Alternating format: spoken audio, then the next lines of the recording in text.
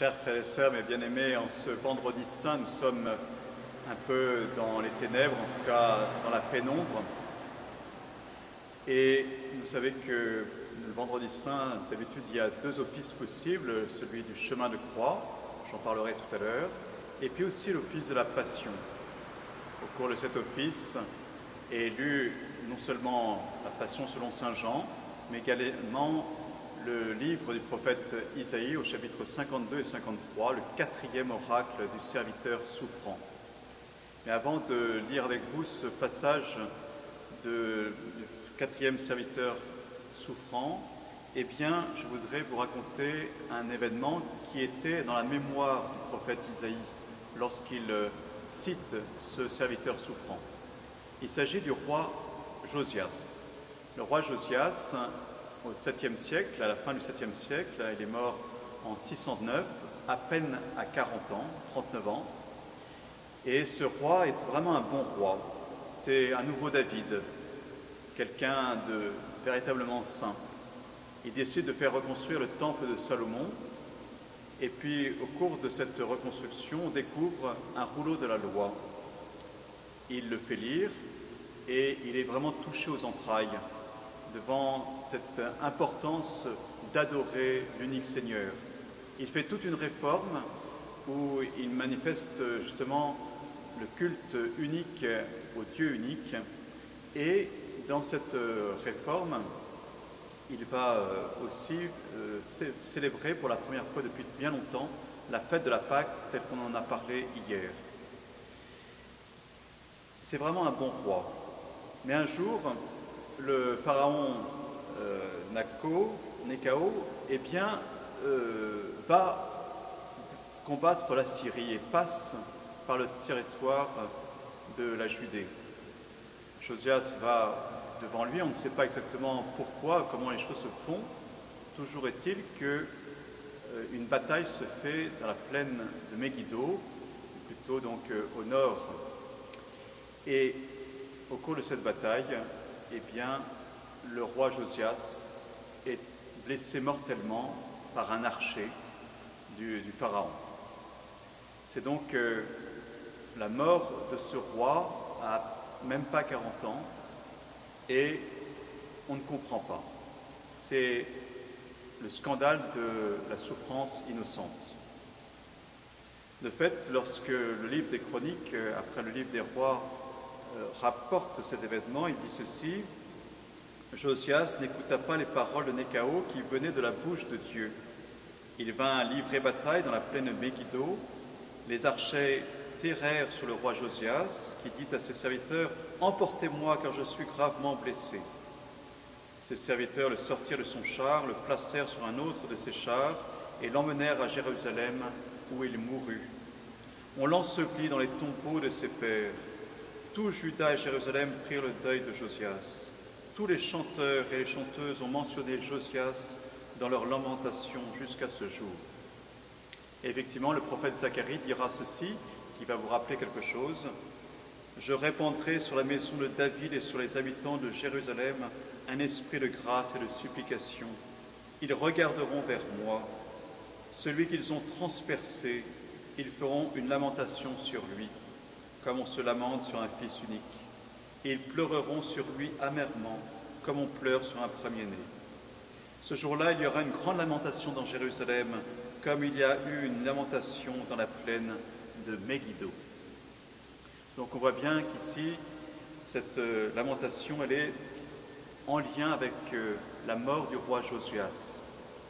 Et dans le livre des Chroniques, on essaye de trouver une culpabilité au roi Josias, en se disant: il n'a pas écouté vraiment la parole de Dieu, il n'a pas obéi à sa conscience, et donc il a été un peu puni.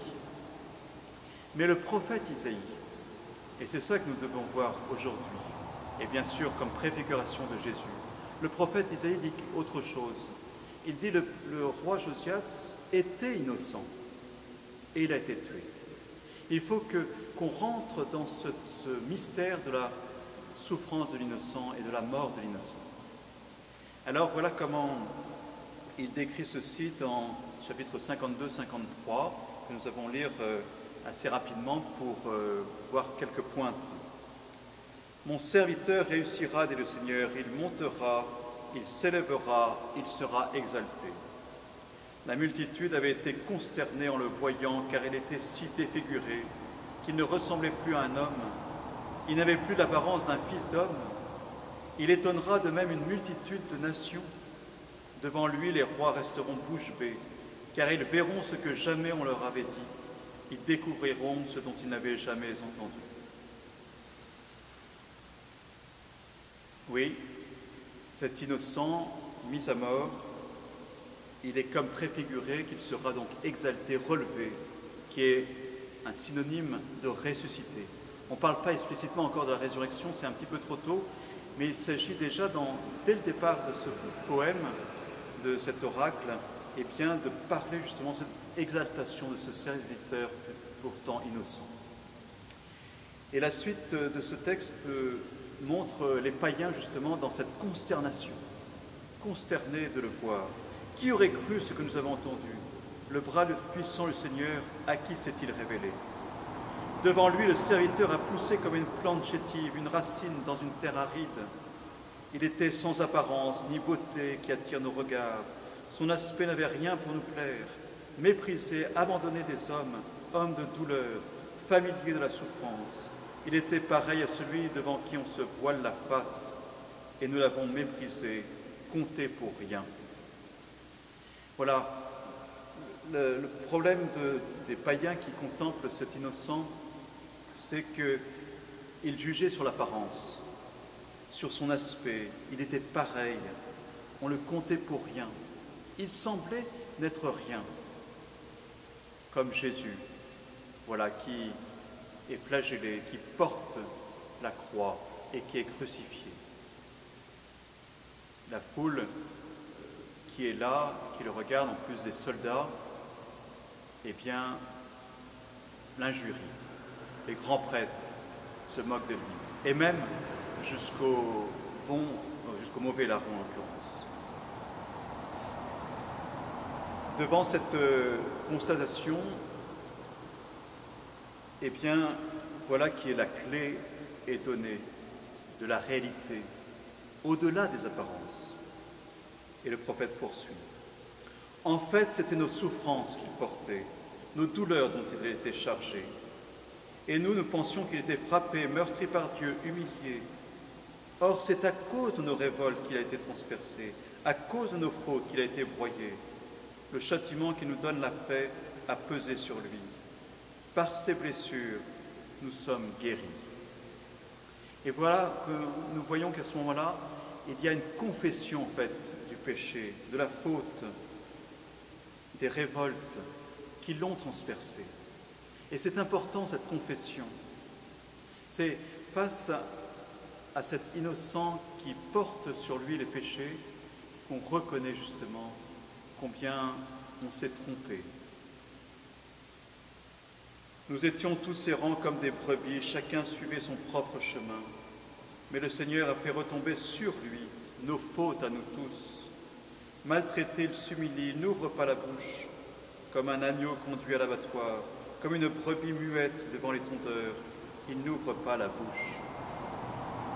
Voilà que le serviteur et Jésus, bien sûr, choisit cette offrande comme l'agneau conduit à l'abattoir, dans ce silence, mais qui est un silence plein, un silence d'offrande, un silence de don total, au-delà des mots. Dieu ne se paye pas des mots, il donne sa vie, réellement, vraiment. Arrêté, puis jugé, il a été supprimé. Qui donc s'est inquiété de son sort? Il a été retranché dans la terre des vivants, frappé à mort pour les révoltes de son peuple. On a placé sa tombe avec les méchants, son tombeau avec les riches, et pourtant, il n'avait pas commis de violence, on ne trouvait pas de tromperie dans sa bouche. Voilà qui est décrit un peu le déroulement, justement, de la souffrance de l'innocent. Arrêté, comme Jésus, le jeudi soir au Jardin des Oliviers. Jugé, comme Jésus, le vendredi au petit matin. Il a été supprimé, Il a été retranché de la terre des vivants sur la croix, frappé à mort par la flagellation d'abord, et puis finalement par la souffrance sur la croix. On a placé sa tombe avec les méchants, son tombeau avec les riches. Effectivement, il recevra la tombe de Joseph d'Arimathie. C'est Jésus. On ne trouvait pas de tromperie dans sa bouche. Josias était une figure de ce roi innocent qui avait rétabli l'alliance, qui avait célébré la Pâque et qui était mort innocent. Mais ce n'est qu'une figure, bien sûr, pas la figure de Jésus. Il y a un moment donné où il faut comme briser le cercle vicieux du mal. Et c'est ce que révèle la suite du prophète Isaïe, qui est là encore une fois une clé, particulièrement du dessein de Dieu. Quel est le dessein de Dieu?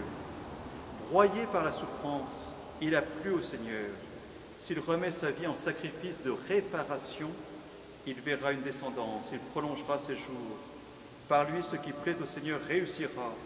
Par suite de ses tourments, il verra la lumière. La connaissance le comblera. Le dessein de Dieu, c'est de casser ce cercle vicieux du mal, ne pas rendre le mal pour le mal. Il faut qu'à un moment donné, il y ait un homme qui arrête ce cercle vicieux et qui rende le bien pour le mal, mais qui en plus lui-même ne soit pas complice de ce mal, qu'il soit innocent. Et c'est Jésus. Jésus qui, dans nul moment de sa vie, a été complice du mal, mais a toujours porté le mal. Pas simplement dans sa passion depuis le début, depuis le massacre des innocents, et dans toutes les injustices et les incompréhensions et les critiques qu'il a subies. Et Jésus continue de donner le bien, de guérir, de sauver. Maintenant, c'est le silence, certes, de la croix, mais parce que c'est le don total de sa vie, comme il l'a préfiguré le jeudi saint, lorsqu'il dit « Ceci est mon corps livré pour vous, ceci est mon sang versé pour vous ». Alors le juste, mon serviteur, justifiera les multitudes, il se chargera de leurs fautes. C'est pourquoi parmi les grands, je lui donnerai sa part, avec les puissants, il partagera le butin. Car il s'est dépouillé lui-même jusqu'à la mort, il a été compté avec les pécheurs, alors qu'il portait le péché des multitudes et qu'il intercédait pour les pécheurs. Voilà, Jésus donc dans sa passion et dans sa mort dit « Pardonne-leur, ils ne savent pas ce qu'ils font ». Et Père, entre tes mains, je remets mon esprit. Il pardonne, il s'abandonne entre les mains du Père. Jamais il ne condamne et jamais il ne se révolte. C'est ça qui nous sauve. Il se charge de nos fautes. Et non seulement cela, non seulement il nous pardonne, surtout si nous confessons nos péchés, mais il justifie, c'est-à-dire il rend juste. Il nous rétablit dans cette justice de Dieu. Il nous rend enfants de Dieu, comme le bon larron. Aujourd'hui, tu seras avec moi dans le paradis, parce qu'il s'est dépouillé lui-même et qu'il a intercédé pour les pécheurs que nous sommes. Eh bien, vous voyez, chers frères et sœurs, combien ce grand mystère que nous avons à contempler, que nous contemplerons aussi donc, dans ce chemin de croix où nous suivons Jésus pas à pas.